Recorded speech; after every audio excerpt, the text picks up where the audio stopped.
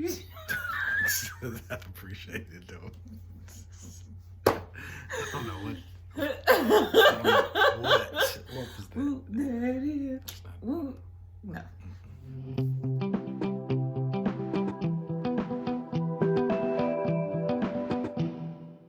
Hey guys, welcome back to the channel. Hola, ¿cómo estás? The time has arrived. He is here. I told you guys he existed. He's here. Pinning him down is a whole different story, but he's here. This is my wonderful husband, Brandon, here at the Life of Tillmans. He is the king of the castle. So we're on. We answered a ton of you guys' questions. This is going to be interesting. We are giving you a perspective of the husband and what he thinks about homeschooling and answering your questions that some of the ladies shot to him and men about being a homeschool dad. Because a lot of times here, even on YouTube and Instagram, whatever, you always see the mom doing the homeschooling. And everyone always wonders about this mysterious spouse, significant other that's hanging in the balance and what he does. So we're bringing it to you guys. While you're here, if you haven't already, don't forget to hit that subscribe button, share it with all your friends, like this video, you guys, and don't forget to click the bell so that you will never miss any of the Life of Tillmans videos ever. All right, we're gonna hop right in. So I had to write all the questions down because I'm using my phone to video, and a lot of them came through my phone. So I've written them all down, and we're just gonna go through them and answer your questions. If for some reason your question does not get answered here in this video, put it below and we'll answer it in the comments, or who knows, we might do a part 2. We'll see. Okay. Maybe. This was a challenge to get him here, you guys. So enjoy it, because I am. Like, I'm really excited about having this man next to me in a video. So, okay. The first question, which I told him I feel like is like the infamous question everyone wants to know, just about us in general, is how long have we been married? How long has it been? We've been married 10 years. It'll be 11. No. Huh? You are wrong. I'm right. I'm always the one who gets this wrong. No, we're about to be married. It will be 12 years in August of 2021. It will be 12. Shame on you. That's my man.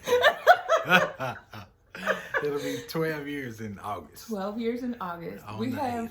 been in a relationship together for 17 years, almost 18. It'll be 18 years in August. It will. Something about August, guys. I don't know, but that's where it is. Call it a power month. A power month. Yes, I'm with that. All right. Okay, I'm looking down for my questions, and I wrote them down, and my handwriting's not that great. I think I've told y'all that before. Here goes.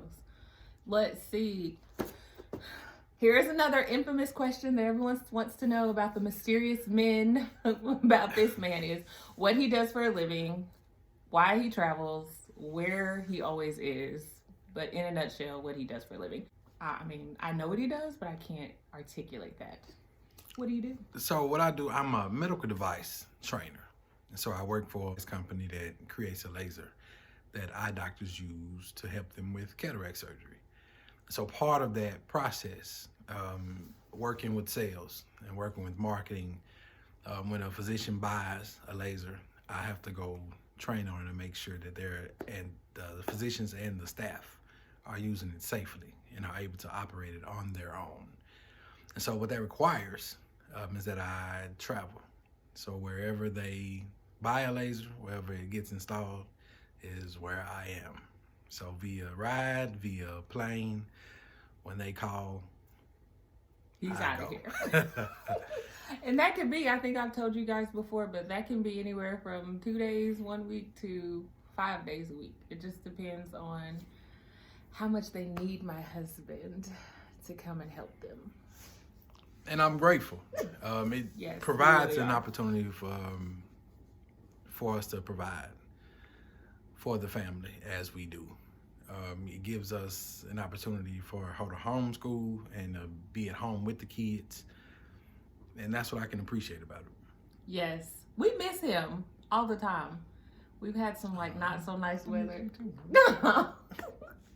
We've had some not so nice weather, but I'm always like rejoicing when we have times like this because he gets to like sit and be here and really engage in what we're doing every day. And the girls absolutely adore it. Like, they wake up in the morning and they just run right past me and they're like, where's daddy? So that's the time that we get to spend together. And it's interesting because 2020 gave us more time together than we've had in the last, 6 years since Absolutely. he's been traveling for work. And so when we think about it, yes, some terrible things happened in 2020 and are still happening now. But for us, just having that time together was something that we never even imagined we would have the opportunity to do. And we did. And it's been very, very nice. So, and it's an adjustment. You think it's an adjustment for you being home with traveling? Definitely. Yeah, it's an adjustment. I mean, in the beginning, it kind of threw off our homeschool schedule. We're like, oh God, what do we do? But he works right in now, and it's awesome. So, all right, moving along because we have like 10 questions that we're trying to get through. Number 2, how long we've homeschooled. What has it been, like 4 years? Have you told them about why we started? Ooh, I think that's one of the questions on here. Okay, so that leads us right into our next question, which is why we decided to go the homeschool route. We started homeschooling as a force factor. Because remember we went and did that parent conference thing and we were like, what is she doing? Like, we could do this stuff at home. Right. So we did that. And then she came home and Maggie was already here. Of course, Maggie was younger. Maggie was already here. And they stayed at home during that time for like a year. Then we sent them to private school. And then we took them out of private school. Like, they were in the private school not even a full year. And then we were about to have our baby girl. And we pulled them out again. So, indecisive parents, I guess you would say. But we knew we wanted to do it. I think we were just scared. Like, I was kind of like, oh my gosh. Like, our children's education in our hands. We're first generation homeschoolers. Neither of us, we were homeschooled. We went to public school. And our parents were very involved in us being in public school. Yes. So homeschooling was kind of like, what do we do? But I think it was placed on our hearts early, but we just didn't accept it. We were kind of like, this is weird. We don't know anything about this. We're just going to keep them in school. But we kept getting signs like they weren't progressing in what they were learning, and diversity issues, being introduced to things that didn't occur in our home. There were a lot of signs. And we tried to put them in a public school, and they didn't want us to come and look at the school and visit, and they wouldn't call us back and answer the phone. We're like, what is happening here? We can't even buy our way in. And in my mind, I was thinking, like, where do they do that? Right. Like, you don't want the parents to come and look at the school and be involved Right. in the education. That, and within itself, turned me off. Also, know your kids. Mm-hmm. If this is something that you're seriously considering, know your children. And what I knew about my oldest, Brenna, in a classroom with 35 other, at the time, 5 or 6 year olds, what I knew, her learning probably wasn't going to happen because she has to see and talk to everyone like her father. So when we get into learning, that's where my mind immediately went. And overall with homeschooling, if you think about it how I think about it on a daily basis, is what better person to have them being taught by the one that loves them most. And so when you look at their care as well as their education, for me, it was a no-brainer. And so when she brought it to us that that's something that she wanted to do, I mean, for me, it was just, how can I support? And, you know, what exactly do we need, like, to get you where you will be more comfortable? That segues us right into our next question. I had someone submit a question that says, do you help with homeschooling the girls? And I'm the substitute teacher. So if you think We about know how the kids act with Right. substitutes, right? You know what the substitute teacher is. Really don't pay a lot of attention to the lesson plan. Just kind of a fill in. But I will say when she needs to go to doctor's appointments or I get her hair done maybe during the week, I just kind of step in and help them with the process that they already know. So it's more reiteration and iterations of reading the instructions and just working the process that she has them do on a daily basis. Because what tends to happen, especially with my oldest daughter, she understands the process. She may not get exactly what she's doing, but she understands how to get there. So it's just kind of a little nudge and making sure that they just follow what they leave for her to do. Sometimes does it get done exactly the way it's written out? No, it does not. So to all the fathers out there who see a list and don't really understand, still go for it, because at the end of the day, it's just how you can give her a break in the process. It's interesting that he says that because that was how it used to be. When I was working, so it's over a year and a half ago, I was working and I would give him a list, like they need to work on lesson this, and this, and finish this, and it was bananas. And I would come home and I'm like, hey, so everything get done? And they're all like, not really. But he always came up with something in place of. And I believe that was when I started to release the need for very specific schedules, because it stressed me out, it stressed him out, it stressed the girls out. I talked about it in a video before, I'll link that down below, but it just didn't work.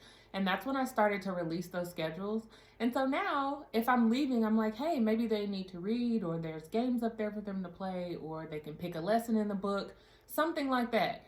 And that's how they do when I'm gone. And it works perfectly because they're still learning, but they're doing it with someone else and they're having fun.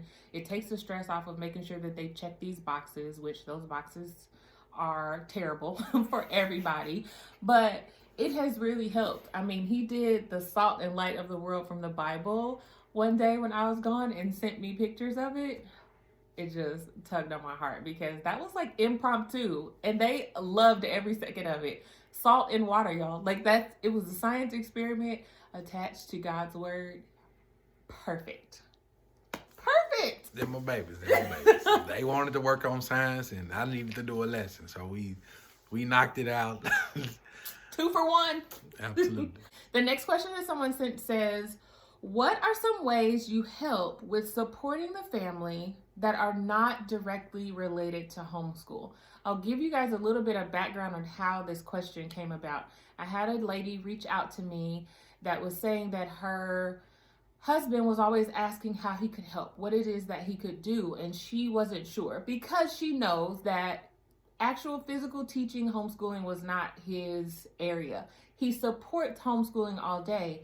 She wanted to give him something to be able to help so that he could feel needed and appreciated and supportive more than just saying, go for it, do it. So what do you think? So I'm sure there's some other gentlemen out there, or even the moms or who want to know, what they can do to help that's not directly related to homeschool.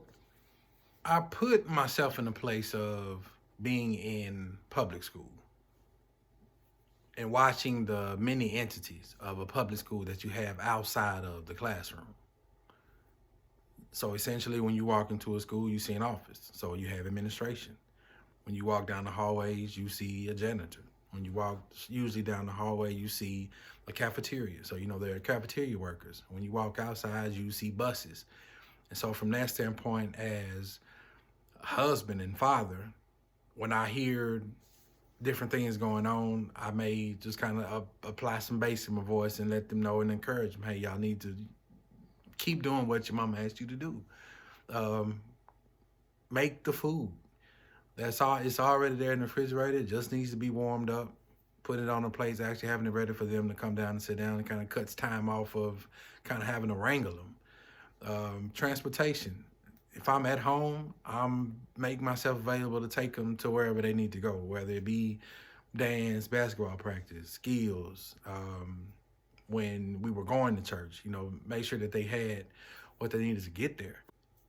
Dishes, as often as we eat, Oh God, it has to be cleaned up.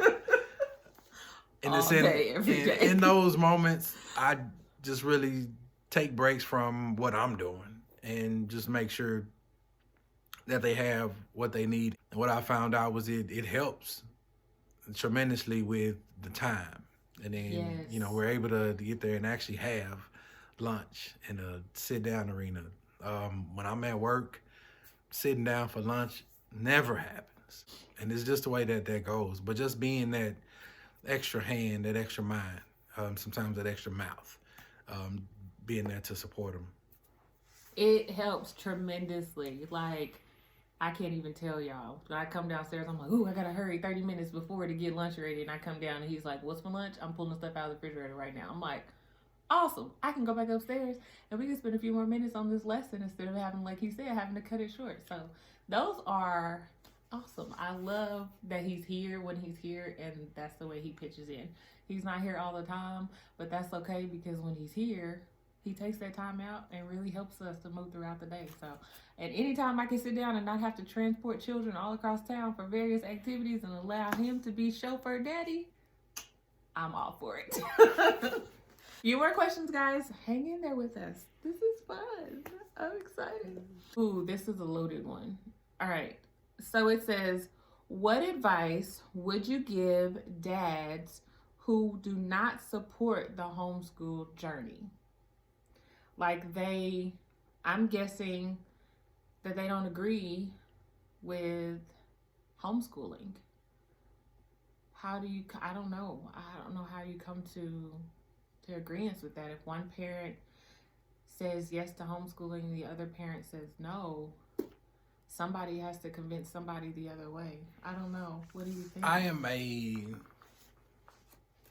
large supporter of pro and con list. Maybe not even something you write down, but something that comes out just in mind. What's good about it, what's bad about it. And I like to simplify it. If the pros outweigh the cons, then you consider. If the cons outweighs the pros, then you sit down and have that conversation too. And I think it begins with a conversation. I know we're creating this video, and this video stemmed from her sitting down with me saying, hey, I have people that have questions about you. They've never seen you. You're like a ghost. Some of them probably don't believe I'm married. And I was like, no better way, than to show my face on here and, say hi to you guys. But that's where it begins. It begins in conversation. And it begins with just being vulnerable and showing your heart. It's not an easy situation when you have kind of this tug of war about, how your kids are being educated. It's tough. I'm not going to tell you that it's easy. I'm not going to tell you that it's going to be a breeze. What I am going to tell you is that it's possible. And we're praying and we're hoping that as you continue to move, that you can speak to him in a way that speaks to his heart and speaks to his soul, to where he'll become more supportive. And identifying what the support even means. Mm-hmm. For some, support means, or you want me to sit down and write a lesson? You want me to sit down with the kids and actually do that? Sometimes it's not gonna be the best.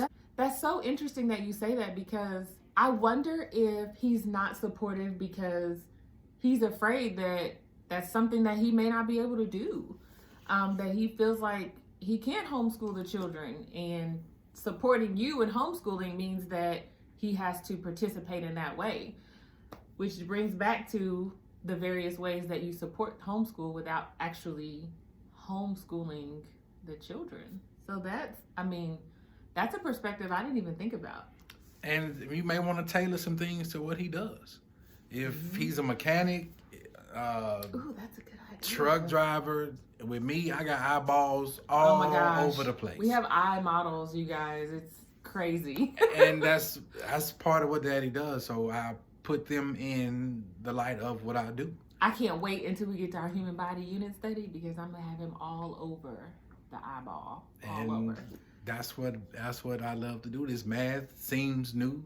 The language arts, which I know is not, but it seems new. More terms for words. For example, they came to me one day, Daddy, you don't know your blends? I don't know what a blend is.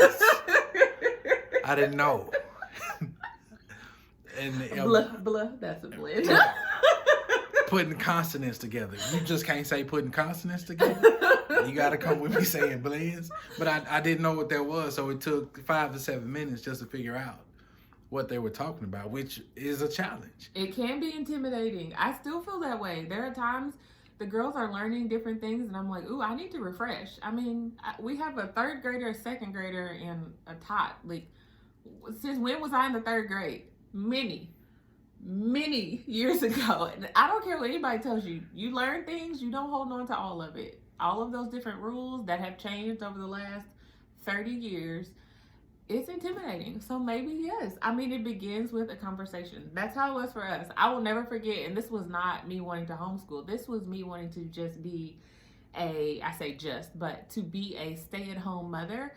After we had our first daughter, I was like, I think I want to stay home with our child. That face, do you see that? What? He's like, you went to nursing school and you have 2 bachelor's degrees and all this education and you want to stay at home?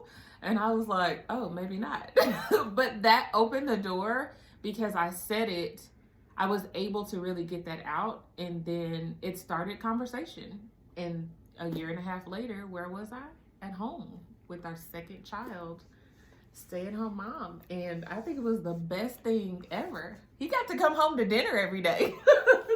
Wake up to breakfast, lunch packed. That I will say, when she asked again, our lives were a little bit different than having children. And so for me, what it took was taking a look at the budget and understanding that her going back to work would have essentially means she's going back to work just to pay for daycare. We had to make those adjustments. Sacrifices, that's a whole different video, you guys. Oh my goodness. But we had to make it work for our house. So, yeah. All right, okay. I think I'm embarking on the last one here. Let's see. Ooh. Is there anything you would have done differently in the past knowing what you know now? Ooh. As it relates to homeschool, just that process, we may have talked about it sooner. In the grand scheme, I don't think we've ever would have considered homeschooling had we gotten into the school that we submitted the applications to. Oh my gosh. I don't think we would have, because had they got in, we'd have sent them. That's true. And we would have continued doing as we do. Her working. As everything is okay. Yeah. Her working part-time, as long as it wasn't any real issues. That was God. With them. It was all a part of his plan. 100%. You guys, I literally stood outside for 3 hours for what I would call an elite public school district to enroll our children. And they were denied. And I think that was the best thing that ever happened to us. Because, like he said, if they would have gotten in, we would not be here today. It hurt at first. It did. It hurt. It hurt because we didn't understand. We were like, that was like our last option for us at that moment. We were thinking, this is our last option. This is what we're going to do. And they didn't get in. And at first it did. It hurt. And then we were like, let's just go back to our original plan, which wasn't our plan. It was God's plan. But to homeschool. So, and honestly, she was willing. If she wasn't willing, we'd have threw something in the pot and would have cooked up something different. But she was willing to try it. Through the changes, through all of things we were going on, transitioning in our personal lives, we decided to, take this on. And so it's paid dividends. We have readers in the house. Yes. Oh my goodness. That actually sit down and read and can read for hours on end. I have to stop them. Which is something that I never did. Me either. And it's something that she never did. Me either. The proof is in the pudding. I just want to encourage you to, at the very least, have the conversation. Yes. I'm not even asking you to consider, because it takes a lot. It's a lot of planning, a lot of transitions, a lot of training, retraining your brain. Absolutely. On how to think. It's a lot, but I think it's definitely worth the conversation. Our public school mentality made the first year and a half hard. You could ask my girls now. We go back and they're like, "What was your first day of homeschooling like?" They will tell you it was terrible. Absolutely the worst. But here we are. Years later, it was going great. And I think having your back against the wall is just something that we've had to deal with for a really long time. For as long as we've been together. So, we always get back to, we're like, ooh, we got to make some choices now. Just another day in the life. Life of Tillmans. So, that's it. Definitely. All right, guys, we are going to wrap up this video. Thank you so much for joining us. We hope that you guys enjoyed this in-depth look at us. He is real. I promised you he was. You see him. It is real. It is real. Live in living color. If you have any comments, anything, drop them down below. I'd love to hear from you guys about some of your pros and cons and struggles and just your journey into homeschooling. If you're not there yet, where are you in that conversation? Let us know, guys. Thank you guys so much for joining. Subscribe, like, share, and hit that bell so you'll never miss another video again. Stay tuned for part 2. Ooh! I promise. He just made that promise. All right, guys, we'll see y'all next time. Bye.